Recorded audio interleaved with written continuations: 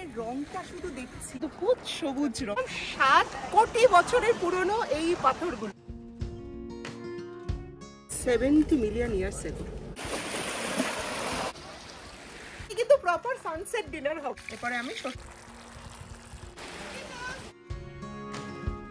শুরু করে এই বিকল্পিত 500টা সিঁড়ি বেয়ে নিচে জায়গাটা। এখন আমাদের সর্ষে বাটা মাছ আর ভাত দিয়ে হবে পিকনিক। আর এখন দিদি আর আমাদের আসল পরীক্ষা, 500 সিঁড়ি বেয়ে এখন ওর উপরে। সবচেয়ে বিখ্যাত যে বিচটা। হ্যালো বন্ধুরা, কেমন আছো সবাই? আরও একটা ব্লগে সবাইকে স্বাগত জানাই। আমি পূর্বা। চলো আজকে তোমাদেরকে নিয়ে যাই ডেনমার্কের পূর্ব উপকূলে বাল্টিক সাগরের অপূর্ব সুন্দর মুন্সক্লিন্টে। তোমাদেরকে নিয়ে যাই ডেনমার্কের ভৌগোলিক বিস্ময় দেখাতে। প্রায় 500টি সিঁড়ি বেয়ে গা ছমছমে রাস্তা অতিক্রম করে নিচে নেমে অভিনব ভৌগোলিক ভূমিরূপে মণ্ডিত ডেনমার্কের এই বিখ্যাত সি বিচ কিন্তু ইতিমধ্যেই সমগ্র ইউরোপের পর্যটক আকর্ষণের কেন্দ্রবিন্দু। এবং বন্ধুরা, তার সঙ্গে তো রয়েছে 7 কোটি বছরের পুরনো এই লাইমস্টোনের ক্লিফ। এই সমস্ত কিছুকেই দেখাবো আজকের ভিডিওতে। আর তার সঙ্গে ফেরার পথে সূর্যাস্তের নরম আভা গায়ে মেখে আমাদের হলো সর্ষে বাটা স্যামন এবং ভাত দিয়ে একেবারে সহজ সরল পিকনিক। তো সমস্ত কিছুই থাকছে আজকের ভিডিওতে। তাহলে চলো দেরি না করে শুরু করি আজকের ব্লগটি।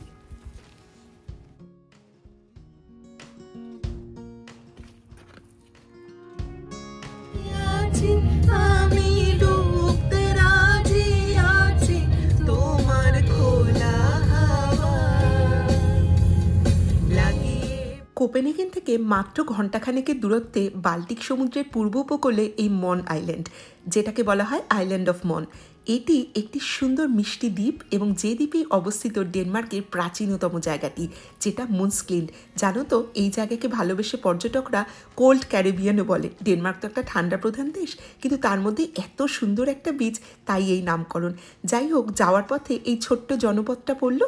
এখানে কিন্তু থাকার ব্যবস্থাও খুব সুন্দর। চাইলে মুন্সক্লিন্ট দেখতে এসে যারা হাইকিং করবে বা ক্যাম্পিং করবে, তারা তাদের প্রয়োজনীয় জিনিসপত্র এখান থেকে কিনতে পারে। শহরটা ভারী মিষ্টি। বোঝাই যাচ্ছে পর্যটকদের আসা যাওয়া এখানে লেগেই থাকে। হবে নাই বা কেন? মুন্সক্লিন্টকে তো বলা হয় ডেনমার্কের ভৌগোলিক বিস্ময়। ডেনমার্কের যতগুলি জায়গা আছে তার মধ্যে পর্যটকদের কাছে সবচেয়ে প্রিয় জায়গা। ওই দেখো, একটা ক্যাম্পিং ভ্যান দেখা গেল।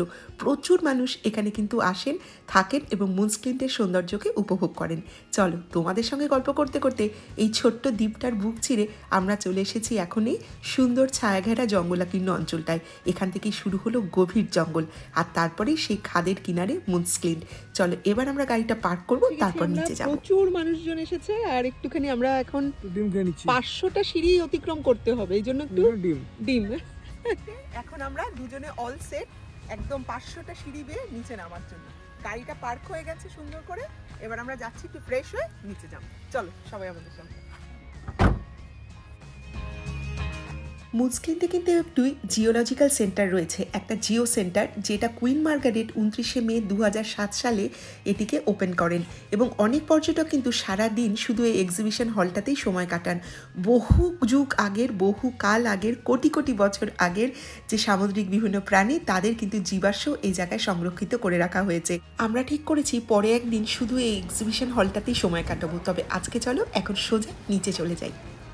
আমরা এখন 500টা সিঁড়ি বেয়ে নিচে নামার জন্য একদম রেডি। 500টা সিঁড়ি বেয়ে, মানে 497 স্টেপস লেখা আছে, তো অলমোস্ট 500টাই পুরো ধরে আমরা নিচে চলে যাব। 8 কোটি বছরের পুরনো একটা লাইমস্টোনের ক্লিফ, এবং এটা ডেনমার্কের বাল্টিক সাগরের ওপরে ইস্টার্ন আইল্যান্ডের দিকে অবস্থিত।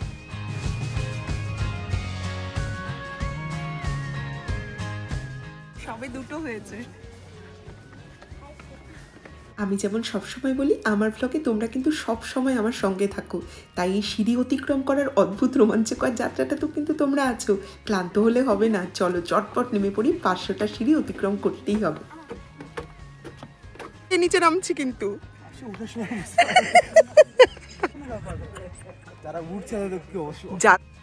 জায়গাটা যেহেতু অনেকটা উঁচু, এই জন্য মাঝে মাঝে একটু বিশ্রামের ব্যবস্থাও ডান দিকে করা হয়েছে। এটা কিন্তু বেশ ভালো। তবে পথটা কিন্তু ছিল বেশ রোমাঞ্চকর। ভাবা যায় এটা ডেনমার্কের প্রাচীনতম জায়গা। ঐতিহাসিকভাবে পুরনো জায়গা প্রচুর দেখেছি, কিন্তু ভৌগোলিকভাবে এত প্রাচীন জায়গা এই প্রথম। প্রকৃতিপ্রেমী পর্যটনপ্রিয় ভূতাত্ত্বিকদের কাছে এই জায়গাটি স্বর্গতুল্য। সত্যি এই যে দেখছো এই লম্বা লাইমস্টোনের ক্লিফ, এটাকে বলা হচ্ছে 70 কোটি বছরের পুরনো। মানে এর ফাউন্ডেশন স্টোন যেটা রয়েছে সেটা নাকি এতটাই পুরনো, ভাবা যাচ্ছে। এমনকি কিছু জায়গায় তো এমনও বলা হয়েছে যে ডেনমার্ক দেশটির উৎপত্তি নাকি এই জায়গাটা থেকে। জায়গাটির ফাউন্ডেশন স্টোন নিয়ে গবেষকরা গবেষণা করে দেখেছেন সেই আইস যুগ থেকে এই জায়গাটি রয়েছে। মানে ভাবা যাচ্ছে কত কোটি কোটি বছর আগের। চলো তোমাদের সঙ্গে গল্প করতে করতে বাল্টিক সমুদ্রের বেশ খানিকটা কাছে চলে এসেছি, জায়গাটাকে ভালো করে দেখাই।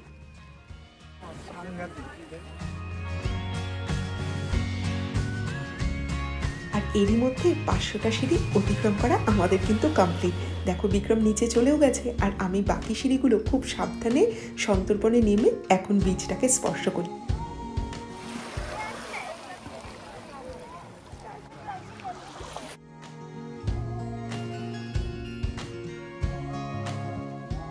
সমুদ্র পরিবেষ্টিত দেশ ডেনমার্কে কিন্তু সমুদ্র এবং সমুদ্র সৈকতের ছড়াছড়ি। ডেনমার্কের পূর্ব উপকূল জুড়ে বা ইস্ট কোস্টে সম্পূর্ণটাই বাল্টিক সাগর, আর পশ্চিম উপকূল বা ওয়েস্ট কোস্টে রয়েছে বিখ্যাত উত্তর সাগর।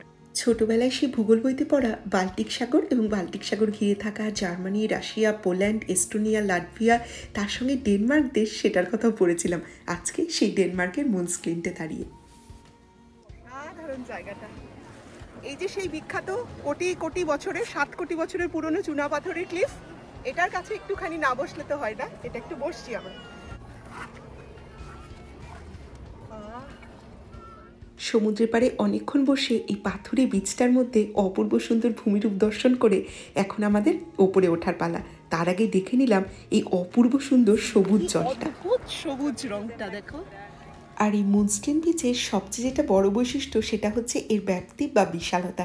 চারপাশটা দেখো, ওই যে দূরে 3 জন মানুষ দেখা যাচ্ছে আমার পেছনে, তাদেরকে কতটা ছোট মনে হচ্ছে। এই জায়গাটার মাঝখানে দূরত্বটা কিন্তু অনেকটা। মানে এখানে পাথুরে বিচ আছে, একদম সুন্দর সবুজ এবং নীল রঙের জল রয়েছে, আর তার সঙ্গে রয়েছে চক বা মার্বেল ক্লিফ যেটা 7 কোটি বছরের পুরনো। সব মিলিয়ে জায়গাটা সত্যি অভিনব, সত্যি অতুলনীয়। চলো এবার উপরে উঠি। নিচে তো নেমে এসেছি 500 সিঁড়ি বেয়ে, এবার উপরে ওঠার পালা আরেকটা অ্যাডভেঞ্চার হতে চলেছে। এবার আমাদের আসল পরীক্ষা।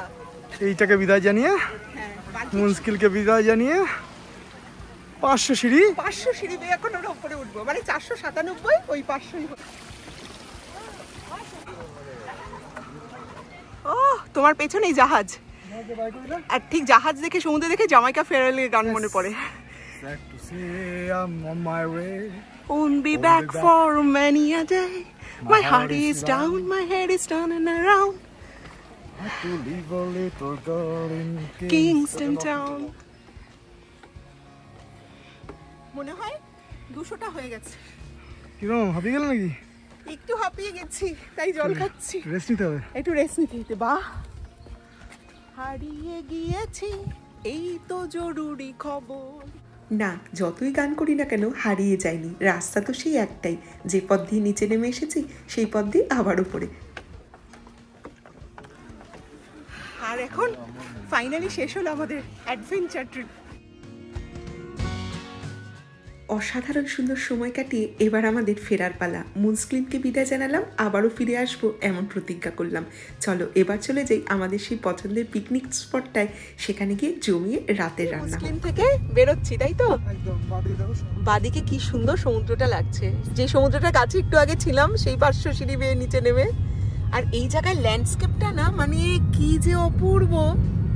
এখন আমাদের তাহলে দিনের দ্বিতীয় আকর্ষণ হলো পিকনিক, তাই তো? দ্বিতীয় আকর্ষণ হলো পিকনিক। মুনস্ক্লিন থেকে এখন আমরা চলে যাচ্ছি আমাদের দ্বিতীয় আকর্ষণের জায়গায়, সেটা হচ্ছে আমাদের পিকনিক স্পট। এবং আমরা কিন্তু সব এই যে পেছনে ব্যবস্থা করে নিয়ে এসেছি, এবং সেইটাই আমাদের হবে এখন। আমরা ভেবেছিলাম মুনস্ক্লিনের মধ্যে করব, কিন্তু মুনস্ক্লিনের মধ্যে যদি করি তাহলে কিছুক্ষণের মধ্যে অন্ধকার হয়ে যাবে না, আর একটু দেরি হয়ে গেছে আমাদের। এই জন্য আমরা আমাদের যে জায়গাটা, মানে আমাদের বাড়ির কাছে যে ফরেস্টটা, সেই ফরেস্টটাতেই পিকনিক করতে যাচ্ছি। এই পরন্ত সন্ধ্যেবেলার সূর্যের আলোকে গায়ে মেখে এখন চলো সোজা চলে যাই 1 ঘন্টার সুন্দর ড্রাইভ করে আমাদের সেই পছন্দের ফরেস্টে, যেখানে এর আগে অনেক বনভোজন করেছি। আমরা চলে এসেছি এবার আমাদের পিকনিকের জায়গায়, আমাদের প্রিয় জায়গা, আমাদের প্রিয় পিকনিক স্পটে চলে এসেছি। আমাদের এই পিকনিক স্পট, এই যে বিক্রম সামনে জিনিসপত্র নিয়ে যাচ্ছে। ইয়েস, চলো। এই আর কি আমরা চলে এসেছি এখানে। তোমরা তো আমাদের এই রান্নাঘরটা আগেই পরিচিত। এটা না, আমরা ওইটাই খেতাম। এই রান্নাঘরে আমরা আগে খেতাম। এক্স্যাক্টলি, এবার এইটাই। আজকে কিন্তু আমাদের একটা নতুন রান্নাঘর আবিষ্কার করা হলো। ড্রেসটা চেঞ্জ করে নিলাম, এই স্কার্টটা পরে নিলাম। হ্যাঁ, আমরা ডিনারই করছি আজকে। এর মধ্যে কি আছে আমার মশলার গুঁড়ো। ইউরোপে গ্রীষ্মকালে যতগুলো আউটডোর অ্যাক্টিভিটিস আছে তার মধ্যে আমার কিন্তু এই পিকনিক করার বাইরে রান্না করে খাওয়াটা সবচেয়ে পছন্দের। আমি বাড়ি থেকে এখানে আজকে সকালে বেরোনোর সময় মাছগুলো, স্যামন মাছগুলো নুন হলুদ দিয়ে হালকা করে ম্যারিনেট করে নিয়েছিলাম। ব্যাস তারপর তো আমার পিকনিকের সরঞ্জাম রেডি থাকে, কোনো অসুবিধেই নেই। এখানে এসে তেলের মধ্যে মাছগুলোকে হালকা ফ্রাই করে নিয়েছি, আর দেখো সুন্দর ফ্রাই হয়েও গেছে। আর এরপর আমি এর মধ্যে দিয়ে দেবো অল্প একটুখানি কালো জিরে তেলের মধ্যে, আর তারপর দিয়ে দেবো আমি পেস্টটা বানিয়ে এনেছিলাম কলকাতা থেকে আনা সানরাইজ যে মশলার সর্ষে পোস্তর পেস্ট, সেটার মধ্যে একটু জল আর নুন দিয়ে বানিয়ে এনেছিলাম। ব্যাস সেই পেস্টটা করে তার মধ্যে দিয়ে দেবো ওই ভাজা মাছগুলো। দিলেই আমার মোটামুটি সর্ষে বাটা স্যামন রেডি। কাঁচা লঙ্কা। আজকে কিন্তু প্রপার সানসেট ডিনার হবে, আস্তে আস্তে সানটা সেট হবে যখন তখন। ঠিক আছে। আর তোমাদের সঙ্গে গল্প করতে করতে আমার সানসেট ডিনারের রান্না একদম রেডি। কিচ্ছু না, আজকে তো খুবই সিম্পল মেনু। সর্ষে বাটা দিয়ে স্যামন মাছ, সঙ্গে স্যালাড আর গরম গরম ভাত। ব্যাস এবার এটাকে সুন্দর করে সাজিয়ে নিই, দুজনের খাবার পালা। আর এই যে একটা পরিবেশ, সুন্দর পরিবেশটাতে বসে যে খাওয়াটা হচ্ছে না, কেমন হয়েছে? আমি না আজকে টেস্ট ফেস্টও তেমন করিনি, ভালো হয়েছে খেতে। সর্ষে বাটা জিন্দাবাদ।